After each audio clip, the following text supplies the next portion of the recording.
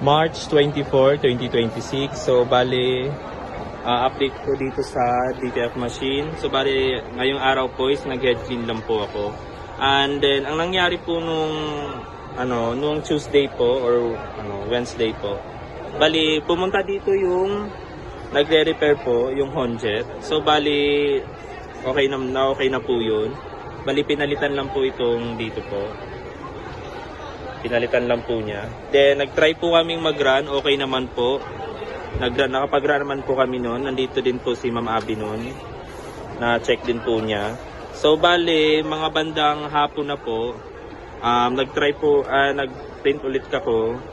Then, ang kinalabasan po is na pumaling po yung mismong film po. Ayan. Kaya in-stop ko po siya. Nag-try po ako ulit. Trial po. Same pa rin po yung nangyari. Kaya inano ko rin po ito kay Ma'am Abby. Sinabihan ko rin po siya noon nung nandito siya.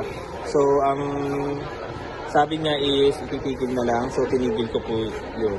So, bali, ang nangyari naman po, dito naman po sa settings niya, wala naman po akong binago or ginalaw man po dito. Tapos yan po. Hindi ko po alam kung bakit po siya nagkaganon. Kasi wala naman po akong ginalaw dito na settings. Ang ginawa ko lang po is mag-clean. Tsaka mag-test lang po.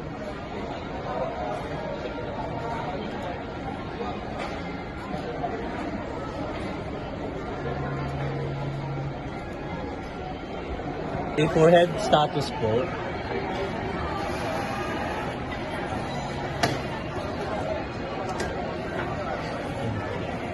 Nakapag-cleaning na po ako niyan pero ganun pa rin po yung lumalabas. Yung sa dilaw po is medyo nagda-dark po siya. Nakailang cleaning na rin po ako, dalawa po.